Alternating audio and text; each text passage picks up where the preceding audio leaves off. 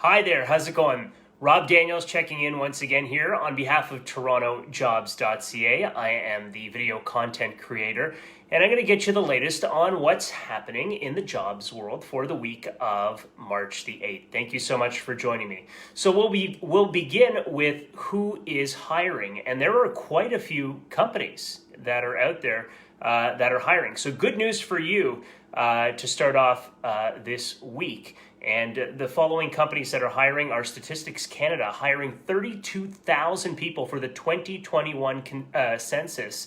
And Loblaws Canada is hiring over 10,000 roles across Canada. There's Walmart Canada. They're hiring around 10,000 associates, while Amazon is hiring 2,500 people to fill 2 new fulfillment centers in Ontario. Fantastic news. PepsiCo Beverages Canada is hiring 200 positions, including delivery drivers, warehouse workers, and manufacturing employees. Dialogue is hiring over 600 healthcare professionals in Canada. Computer software company OpenText is hiring over 500 people across Canada. So some welcoming news here on this week of March the 8th, that's for sure. We're going to move along now to about Nanos surveying 507 downtown workers, including 385 people that work in offices. Now, this is in regards to more than 6 out of 10 downtown workers feeling comfortable with return to the office, according to this study. So, this study found that 64% of all those people surveyed feel comfortable with the prospect of working at their downtown places of employment right now, even as the pandemic continues to drag on. Nearly 7 out of 10 downtown office workers say they would feel comfortable returning to their workplaces amid the COVID-19 pandemic, a new survey has found. And this survey was conducted between January 29th and February 5th and predates the recent rise in cases in some jurisdictions. So, what is your take on going back to the office? How does your organization take safety precautions? Feel free to share with us in the comment section below here on the Facebook Live video that we got going on, okay? Look forward to hearing from you, and I'll get back to you ASAP. Now, 7 signs you're being underpaid and how to ask for a raise. HRD uncovered 7 signs that you're being underpaid, and they are: number 1, you're constantly approached by recruiters wanting to speak about job openings. Number 2, there are positions similar to yours but offering a lot more money. Your level of responsibility has increased, but your wage hasn't. That's in at number 3. Number 4, you haven't had a performance review in over a year. Number 5, you see a lot of talented employees walking out the door. There's one for you. And number 6, you're expected to work beyond your contracted hours without any thanks. And number 7, your manager is evasive when you try to speak about career development opportunities. So, you feel as if you're being underpaid. Now what do? It's an important question you got to ask yourself, because you are valuable and you are worth your value. So you should be compensated for that. So here's what you can do. You research what other companies are paying. Set a meeting and discuss your contributions. Be confident but not obnoxious. And perhaps you might be feeling low. Well, here are 6 warning signs you're burning out, okay?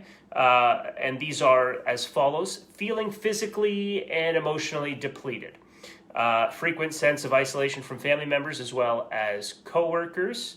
Turning to alcohol, drugs, or food as a way to numb your emotional pain. Number 4, heightened irritability and feeling extra overwhelmed by the quote-unquote usual stressors. Number 5, falling sick more often as your immune system is down. And number 6, experiencing panic attacks.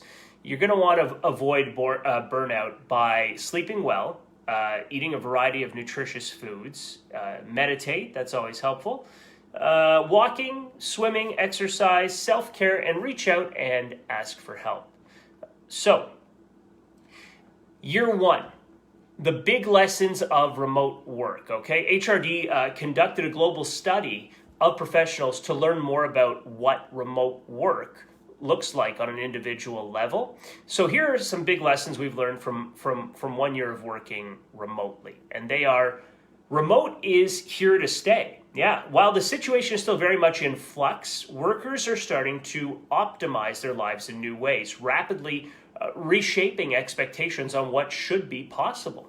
Number two, lifestyle and location are the new perks. So 47% of respondents to identify nature and outdoor space as a priority. 34% mentioned the value of having a pleasant environment to work in. 22% of people surveyed took advantage of remote status to move around and work from a different location.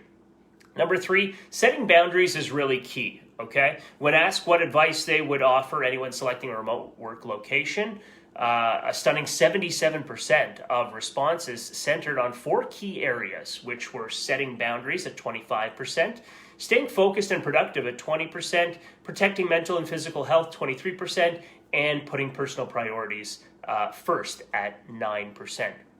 Hybrid is a slippery slope, okay? Over half of people in the study, 57%, saying they miss the social interactions that come with an in-person workplace. Remote can also create challenges that get in the way of working together as a team. Remote work is a permanent part of the future, and for companies to thrive, they cannot default into this mode. They must approach remote work with intention, process, and a commitment to long-term cultural change and employee well-being. So there you have that. In terms of the hot jobs that we're recruiting for through our recruitment division with Toronto Jobs and TorontoJobs.ca, so through TorontoJobs.ca rather, number one would be a senior manager for a mid-size public accounting firm in Scarborough. Number two, valuations associate or manager in Toronto. Number three, Node.js developer for an exciting startup venture in the Markham area. Now, if you're interested in more information for any of these positions, please feel free to email resumes at TorontoJobs.ca or visit TorontoJobs.ca. What you do is you hover over the recruitment division tab, which is at the top, and select quote-unquote recruitment openings, okay? And then from there, you can apply directly online to the positions. The top candidates that TorontoJobs.ca is representing, I'll say that one more time, the top candidates TorontoJobs.ca is representing. They would be a staff accountant, 5+ years of experience in Toronto. Number two, bilingual financial analyst, 5+ years experience in Toronto. And number three, a paralegal, 10+ years in personal injury law in North York. If you're interested in any of those candidates, you can always email sales@TorontoJobs.ca.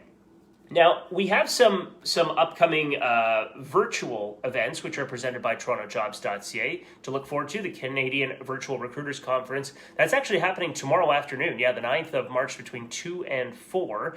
TO Tech Virtual Hiring Event also this week, Wednesday, March the 10th from 2 to 4 in the afternoon. And Staffing Firm Owners Conference, Thursday, March 11th, 2 to 4 in the afternoon. So all happening this week. Put them in your calendar and be a part of those if you get a chance. Visit TorontoJobs.ca/news for more information on our virtual events. And you can always check out our new events website at eventlogic.ca as well. That's logic with a K.ca. Sponsorship and exhibitor options also available to you. All right, so thank you so much for joining me this week, the week of March the 8th. I wish you all the best in your job search. And as always, you can visit our website for more information on job postings and such, TorontoJobs.ca. I am video content creator Rob Daniels on behalf of TorontoJobs.ca. Enjoy your week. I'll talk to you next time.